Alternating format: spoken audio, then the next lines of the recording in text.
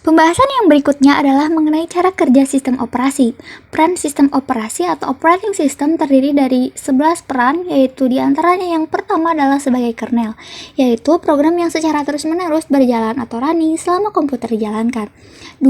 Sebagai guardian yang menyediakan kontrol akses yang melindungi file dan memberikan pengawasan kepada proses pembacaan, penulisan atau eksekusi data dan program. 3. Sebagai gatekeeper yang mengendalikan siapa saja yang berhak untuk login ke dalam sistem serta mengawasi tindakan apa saja yang dapat digunakan atau dikerjakan ketika telah login ke dalam sistem. Yang keempat, sebagai optimizer, yaitu mengefisiensikan perangkat komputer sehingga nyaman untuk dioperasikan oleh pengguna, menjadwal input oleh pengguna, pengaksesan basis data, proses komunikasi, dan pengeluaran output untuk meningkatkan kegunaan. 5. Sebagai koordinator, yaitu menyediakan fasilitas sehingga aktivitas yang kompleks dapat diatur untuk dikerjakan dalam urutan yang telah disusun sebelumnya. 6. Sebagai program controller atau program pengontrol, yaitu program yang digunakan untuk mengontrol program aplikasi lainnya. 7. Sebagai server, untuk menyediakan layanan yang sering dibutuhkan pengguna baik secara eksplisit maupun implisit seperti mekanisme akses file atau fasilitas interrupt. 8. Sebagai akuntan, yaitu mengatur waktu CPU atau CPU time, penggunaan memori, pemanggilan perangkat input ataupun output di storage, dan waktu koneksi terminal. 9. Sebagai interface atau antarmuka yang menjembatani pengguna dengan perangkat keras, menyediakan lingkungan yang bersahabat dan mudah untuk digunakan atau user-friendly sehingga pengguna tidak merasa rumit ketika menggunakan perangkat tersebut.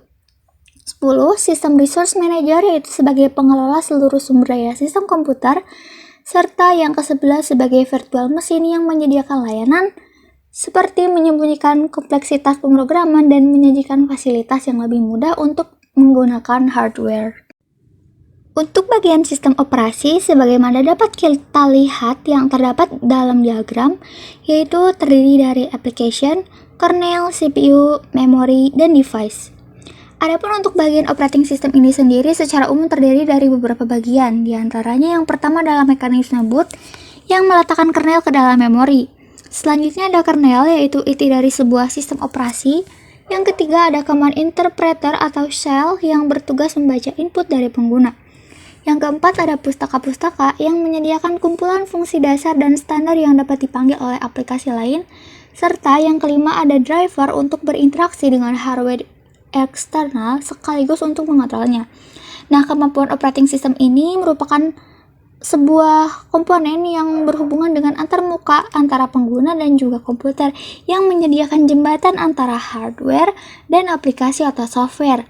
Dalam operating system ini berfungsi dalam menciptakan sistem file untuk menyimpan dan mengatur aplikasi, menafsirkan perintah pengguna, serta sistem operasi ini memiliki persyaratan minimum untuk sebuah hardware. Cara kerja dari operating system itu sendiri berkaitan dengan bagaimana tujuan dari sebuah operating system itu sendiri. Nah, dalam operating system atau pada perangkat komputer, kernel merupakan komponen inti dari sistem operasi yang berjalan dalam perangkat tersebut. Fungsi dari kernel ini yaitu berfungsi mengatur pembagian sumber daya sistem komunikasi antara komponen hardware dan juga software yang menghubungkan antara software aplikasi dan hardware di komputer. Nah, pada operating system ini menyediakan abstraction layer pada level terendah untuk resource seperti memori, prosesor, serta perangkat input-output di mana satu software aplikasi harus mengontrol resource tersebut agar dapat berfungsi.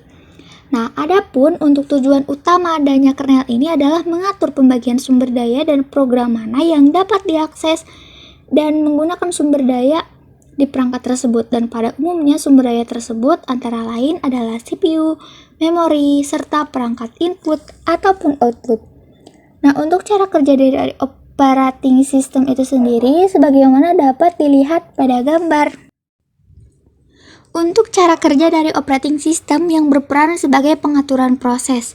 Nah, dapat kita lihat sebagaimana pada gambar, ini merupakan salah satu ilustrasi dari pengaturan proses yang terjadi di dalam sebuah kernel, di mana tugas utama dari kernel adalah membantu eksekusi aplikasi dan mendukung dengan fitur seperti abstraksi hardware.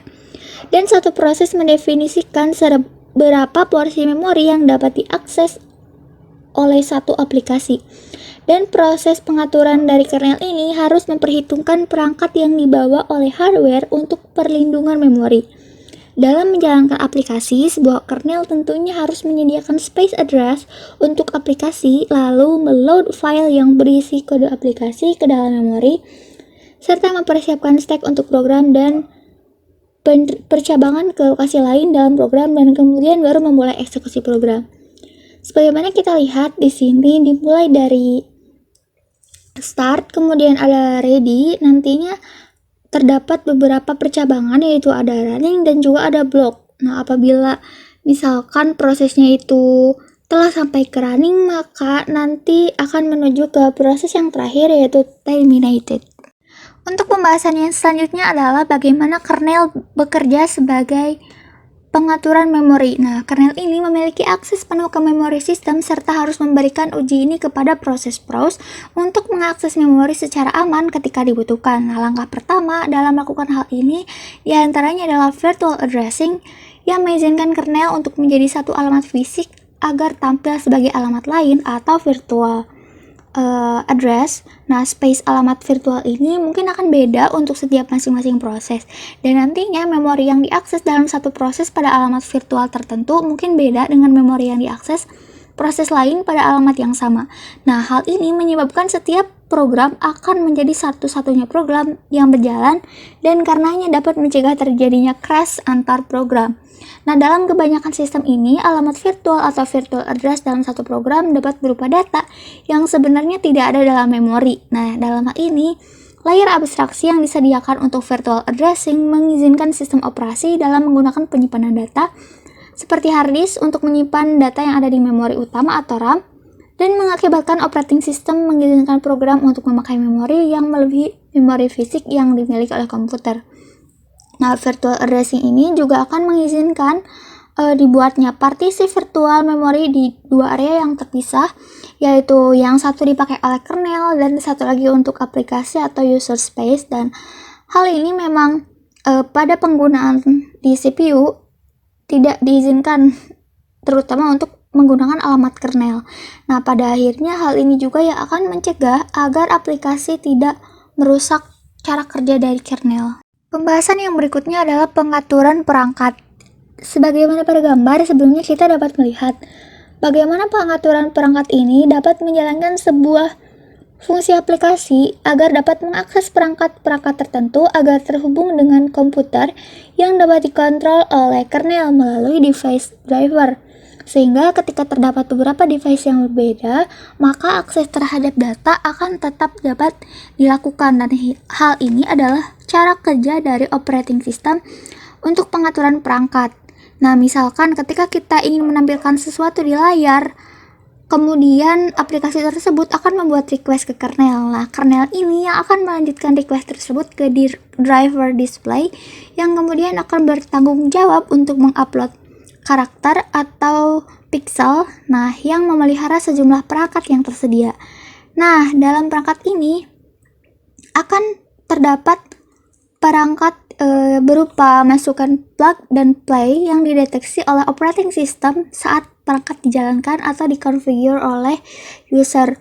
Nah, bahkan untuk advance, misalnya dalam sistem embedded, di mana kernel akan diubah jika hardware diubah. Dan untuk yang peran dari operating system sebagai system calls, di sini untuk mengakses layanan yang disediakan oleh kernel, biasanya kernel menyediakan library C ataupun API atau Application Programming Interface yang selanjutnya akan melibatkan fungsi kernel yang berhubungan.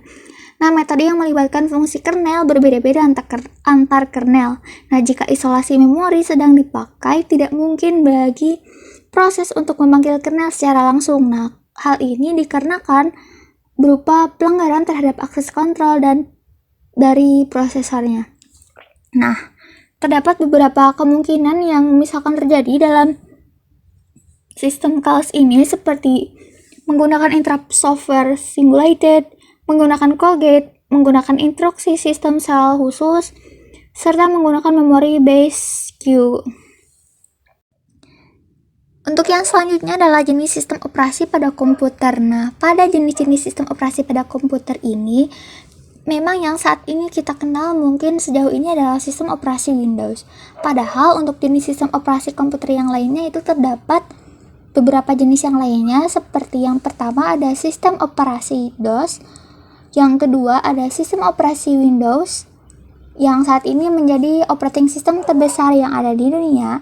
Kemudian ada sistem operasi Linux, selanjutnya ada sistem operasi macOS atau Macintosh Operating System, yang biasanya kita tahu bahwa untuk operating system ini hanya digunakan pada komputer di Apple saja. Nah, selanjutnya adalah sistem operasi Unix. Nah, di sistem operasi Unix ini juga memiliki beberapa kelebihan karena di sini penggunaan Unix ini hampir sama dengan DOS, namun memiliki keunggulan dalam beberapa aspek dikarenakan tidak mudah untuk terkena virus. Adapun untuk jenis-jenis dari sistem operasi yang lainnya, nah itu terdapat beberapa pengembangan seperti ada sistem operasi pada Android, kemudian ada di Core Linux, di iOS, di macOS, kemudian ada di Nextstep, ada Windows Phone, ada Symbian, dan masih banyak lagi. Namun di sini kita akan berfokus pada pembahasan untuk sistem operasi pada Windows. Pembahasan berikutnya adalah mengenai sistem kerja operasi pada Windows. Nah, untuk mengenali kerumitan kerja digital dalam level fungsi dari sistem operasi ini ada beberapa poin penting yang harus dimengerti, terutama oleh seorang teknisi dalam cara kerja dari operating system, file sistem, aplikasi yang berjalan di atasnya pada operasi sistem ini. Nah, cara kerja sistem operasi dari Windows ini meliputi pengertian tentang sistem akun pada Windows NT dan familinya, file access control, registry, sistem logging, dan masih banyak lagi. Dan semuanya memiliki tingkat kepentingan yang sama, namun umumnya sistem logging dan registry ini merupakan komponen yang akan sering dilihat. Sistem logging ini merupakan komponen yang penting dalam sistem operasi karena pada login inilah tercatat semua pergerakan data di dalam CPU atau Central Processing Unit. Nah, dalam fungsi operasi Windows NT atau Windows 2000 atau Windows XP, logging ini akan disimpan dalam directory. Nah, di file-file yang ada di directory ini, di dalamnya termasuk file apprehend.evt yang berisi catatan-catatan pengguna aplikasi.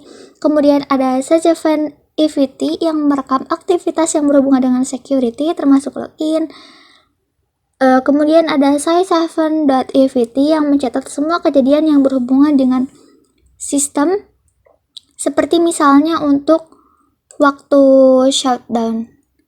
Nah, dengan demikian kita tahu bahwa untuk operasi kerja pada Windows ini sendiri memang dapat dikatakan sangat kompleks, di mana apabila kita lihat sebagaimana dalam gambar, dalam user mode ini kemudian dihubungkan dengan adanya kernel mode, itu terdapat beberapa satu sistem yang memang sangat besar yang berkaitan dengan sistem proses, service, aplikasi, kemudian pengembangan dari lingkungan subsistemnya, seperti misalkan di dalam Windows ada Windows 32, kemudian ada POSIX, dan untuk di dalamnya juga terdapat Executive API sebagaimana yang tadi telah dijelaskan.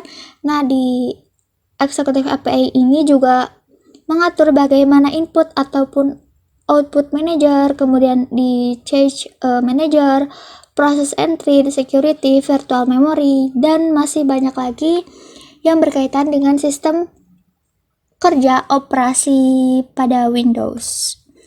Dengan demikian, segitu saja pembahasan dari sistem operasi BAS. Untuk kesimpulannya, yaitu dari pembahasan kali ini adalah bus adalah jalur komunikasi yang menghubungkan dua perangkat atau lebih. Jenis-jenis bus diantaranya adalah bus prosesor, AGP, PCI, PCIX, ISA, EISA, MCA, SGSI, USB, dan bus 1394. Nah, fungsi saluran bus ini terdiri dari saluran data, saluran alamat, serta saluran kontrol. Dan cara kerja dari operating system itu sendiri diawali dari pengaturan proses, pengaturan memori, pengaturan perangkat, dan sistem calls. Nah, sekian saja yang dapat kami sampaikan. Ada salah satu kutipan dari Steve Jobs yang berisi tentang computer themselves and software yet to be developed will revolutionize the way we learn. Jadi sebagaimanapun kita saat ini belajar, maka kedepannya pengembangan dari adanya komputer ataupun software-software ini akan terus berkembang dan akan menjadi jalan kita dalam mencari ilmu pengetahuan yang baru. Jadi jangan pernah berhenti untuk belajar dan jangan pernah lelah untuk memiliki rasa keingintahuan yang tinggi dalam ilmu pengetahuan.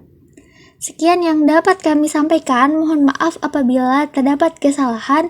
Saya atas nama kelompok 1 untuk mata kuliah antarmuka komputer pamit undur diri. Wassalamualaikum warahmatullahi wabarakatuh.